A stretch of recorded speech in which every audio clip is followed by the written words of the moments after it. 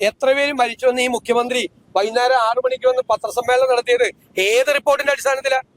എത്ര പേർക്ക് പുതിയതായി രോഗം വന്നു എന്ന് ആ മുഖ്യമന്ത്രി എല്ലാ ദിവസവും വൈകുന്നേരം പത്രസമ്മേളനം നടത്തി പറഞ്ഞതൊക്കെ ആര് ജോലി ചെയ്തിട്ടാ? ഇനിയിപ്പോ CPM അനുഭാവമുള്ള കുടുംബങ്ങളിലെ ആശാവർക്കർമാർ പോലും ഈ സമരത്തോടൊപ്പമാണ്. ഞങ്ങൾ രാഷ്ട്രീയം നോക്കിയിട്ടല്ല ഈ സമരത്തെ പിന്തുണച്ചു.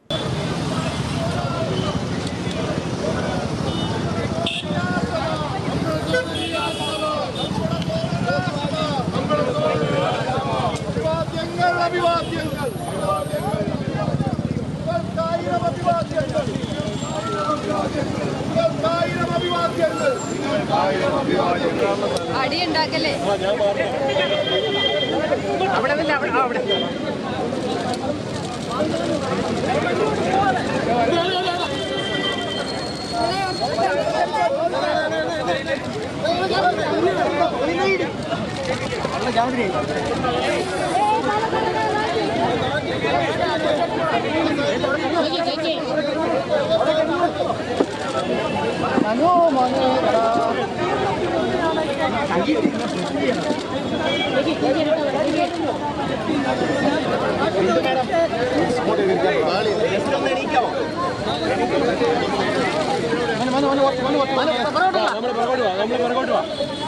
മന്ത്രിമാരുടെ മറുപടി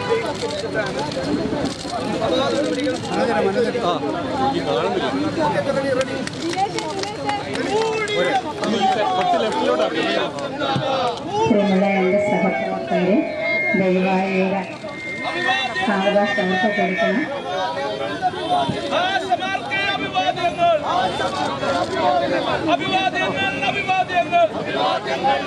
വളരെ പ്രിയപ്പെട്ട എൻ്റെ സഹപ്രവർത്തകരെ, നിങ്ങൾ ദയവായി ഒരല്പം പുറകോട്ട് മാറി കൊടുക്കണം. ദയവായി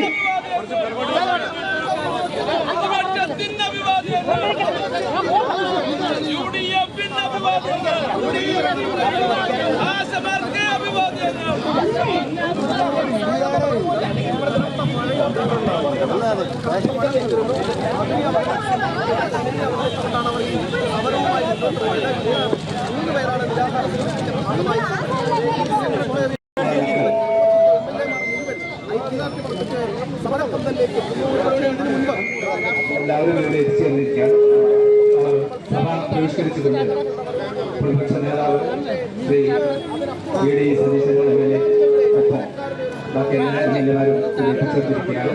അവർക്ക് ഏവർക്കും നമ്മുടെ സമരസമിതിയുടെ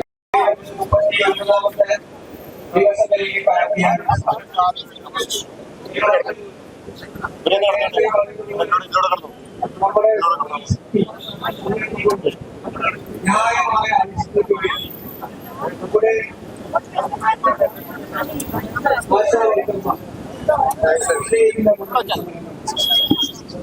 ഈ ഐക്യജനാധിപത്യ കേരളത്തിലെ പൂർണ്ണമായ പിന്തുണയാണ് വാഗ്ദാനം. ഞങ്ങൾ ഇത് തുടങ്ങിയ ആദ്യത്തെ 5 ദിവസത്തിന് ശേഷം ഞങ്ങൾ പിന്തുണ നൽകിയതിനു ശേഷം എല്ലാ ദിവസവും നിയമസഭയിൽ ഈ വിഷയം നമ്മുടെ മെമ്പർമാർ ഉയർത്തിയിട്ടുണ്ട്. നിങ്ങൾക്ക് വേണ്ടി ഞങ്ങൾ അടിയന്തര പ്രമേയം കൊണ്ടുവന്ന് സഭാ നടപടികൾ നിർത്തിവെച്ച് നിങ്ങളുടെ ആവശ്യം ചർച്ച ചെയ്യണം എന്ന് ആവശ്യപ്പെട്ടിട്ടുണ്ട്. പക്ഷേ സങ്കടകരമെന്ന് പറയട്ടെ, ഈ സമരത്തെ അധിക്ഷേപിക്കാനും പരിഹസിക്കാനും ആണ് മന്ത്രിമാരടക്കമുള്ള ആളുകൾ അധിക്ഷേപകരമായ പരാമർശങ്ങൾ മന്ത്രിമാരടക്കമുള്ള ആളുകൾ നടത്തിയപ്പോൾ ഞങ്ങൾ അതിനെതിരായി ശക്തിയായി പ്രതിഷേധിച്ചു. ഞാൻ മുഖ്യമന്ത്രിയോട് നിയമസഭ നടക്കാത്ത സമയത്ത് ഫോണിൽ വിളിച്ച് ഈ വിഷയം തീർക്കണം എന്ന് അഭ്യർത്ഥിച്ചു. ഇന്നലെ രാവിലെ മുഖ്യമന്ത്രിയുടെ മുറിയിൽ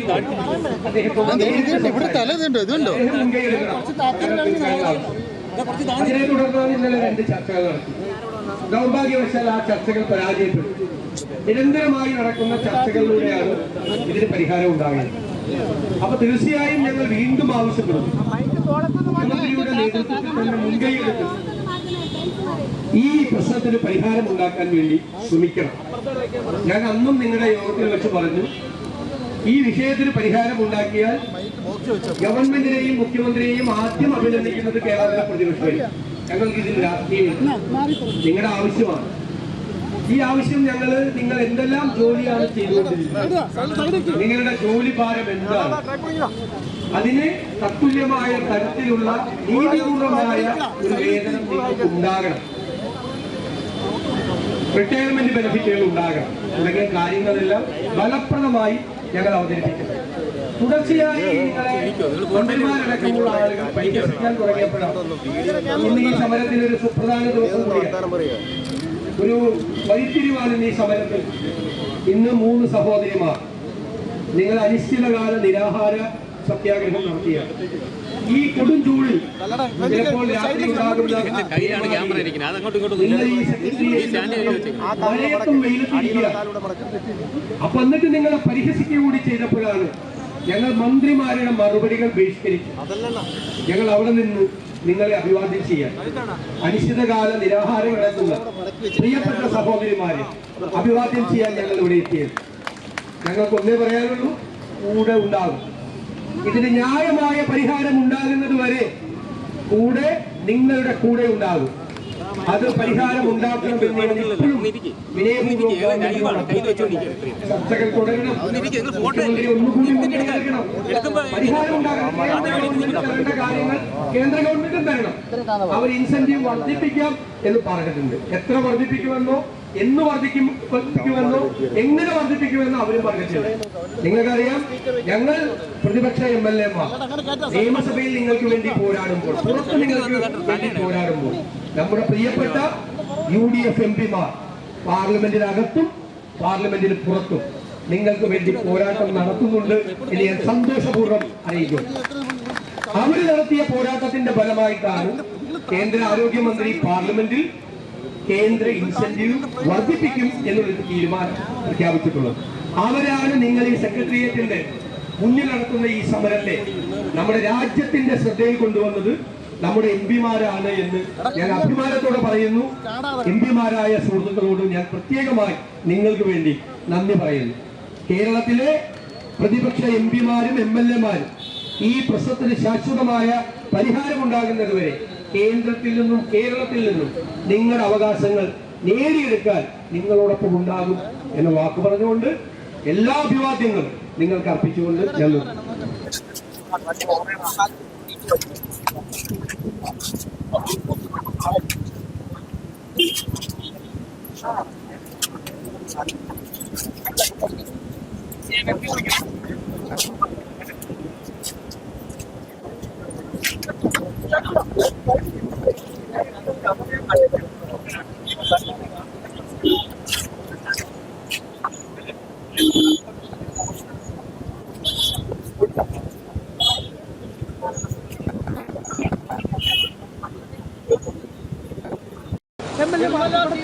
ഉള്ളപ്പോൾ അഭിവാദ്യം അർപ്പിച്ചുകൊണ്ട് അവർക്കൊരു മാർഗമുണ്ട്.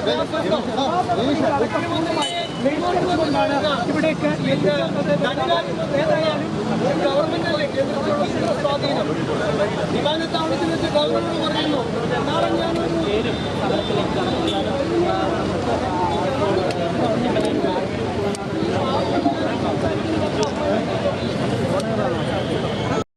തന്റെ മതിയാവും കാണണം. പക്ഷെ അദ്ദേഹത്തിന് എന്തെങ്കിലും അസൗകര്യം ഉണ്ടോ എന്ന് എനിക്കറിയില്ല. അപ്പൊ ഇവിടുന്ന് പോകേണ്ടിയിരുന്നത് കേന്ദ്ര ആരോഗ്യമന്ത്രിയുടെ കയ്യിൽ നിന്ന് ഒരു അപ്പോയിന്റ്മെന്റ് വാങ്ങിച്ചിട്ട് അപ്പോയിന്റ്മെന്റ് കൺഫേം ചെയ്തിട്ട് വേണമായിരുന്നു പോവാൻ. അങ്ങനെയാണ് എല്ലാവരും പോവാറ്. എന്താണ് സംഭവിച്ചത്? കമ്മ്യൂണിക്കേഷൻ ഗ്യാപ്പാണോ, മനഃപൂർവ്വ സന്ദർശനാനുമതി നിശ്ചയിച്ചാണോ എന്ന് അറിയില്ല. എന്തായാലും കഴിഞ്ഞ കുറെ ദിവസങ്ങളായി ഞങ്ങൾ അസംബ്ലിയിൽ ഫൈറ്റ് ചെയ്യുന്നത് പോലെ UDF പാർലമെന്റ് അംഗങ്ങൾ പാർലമെന്റിന്റെ അകത്തും പുറത്തും വയ്ക്കുന്നത്. ഞങ്ങളുടെ ഡിമാൻഡ് കേന്ദ്ര ഗവൺമെന്റ് ഇൻസെന്റീവ് വർദ്ധിപ്പിക്കണം, സംസ്ഥാന ഗവൺമെന്റ് ഓണറേറിയം വർദ്ധിപ്പിക്കണം. അവര് ചെയ്യുന്ന ജോലിക്ക് ആനുപാതികമായ തരത്തിൽ അവരുടെ ഡിമാൻഡ് എന്താ? 21,000 രൂപയാണ് അവർ ചോദിക്കുന്നത്. അതായത് 700 രൂപ എന്ന് പറയുന്നത് കേരളത്തിലെ അൺസ്കിൽഡ് വർക്കേഴ്സിന്റെ മിനിമം വേജ് ആണ് കേരളത്തിൽ. അവർക്ക് അതിന്റെ പകുതി പോലും പൈസ കിട്ടുന്നില്ല, 300 രൂപ പോലും കിട്ടുന്നില്ല. ചെയ്യുന്ന ജോലി ഭാരമാണെങ്കിൽ വലുതാണ്. അതുപോലെ തന്നെയാണ് അംഗൻവാടി വർക്കേഴ്സിന്. ഞാനിന്ന് അസംബ്ലിയിൽ അംഗൻവാടിക്കാർ ചെയ്യുന്ന ജോലിയുടെ മുഴുവൻ വിശദാംശങ്ങൾ പറഞ്ഞു. ഒരു സ്ഥലത്ത് ഇങ്ങനെ ജോലി ചെയ്യുന്നില്ല. എന്നിട്ടോ ശമ്പളം 3 പ്രാവശ്യം കൊടുക്കും മാസം. ഈ ഇൻസെന്റീവ്, ഈ തുച്ഛമായ ഇൻസെന്റീവ്, അത് തന്നെ അടുത്ത കെട്ടിട വാടകയും കറണ്ടും ബില്ലും, പഴം മേടിക്കാൻ അല്ലെങ്കിൽ മുട്ട മേടിക്കാൻ, പാല് മേടിക്കാൻ, പച്ചക്കറി മേടിക്കാൻ എന്റെ അഡ്വാൻസ് ആ പാവങ്ങൾ കൊടുക്കും. വളരെ ക്രൂരമായിട്ടാണ് ഗവൺമെന്റ്. ഞങ്ങളെ വിഷമിപ്പിച്ചത് മന്ത്രിമാരടക്കമുള്ള CPM നേതാക്കൾ ഇവരെ പരിഹസിക്കുകയാണ് ഈ സമരം ചെയ്യുന്നത്. പരിഹസിക്കുകയാണ്.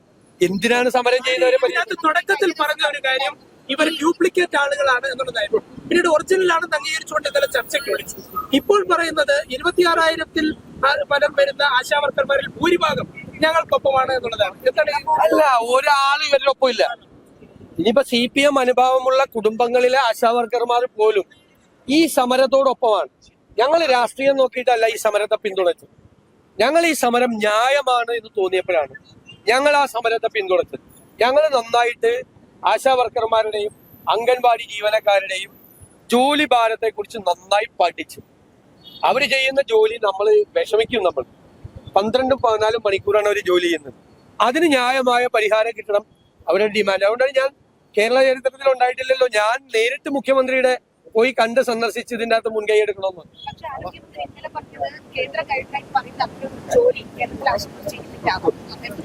അങ്ങനെയാണ് അവർക്ക് അവരുടെ വകുപ്പിനെ കുറിച്ച് ഒന്നും അറിയില്ല എന്നാണ് അതിന്റെ അർത്ഥം. ഞാൻ അങ്ങനെ വിചാരിക്കുന്നില്ല, ഞാൻ അങ്ങനെ പറയാൻ പോലും ആഗ്രഹിക്കുന്നില്ല.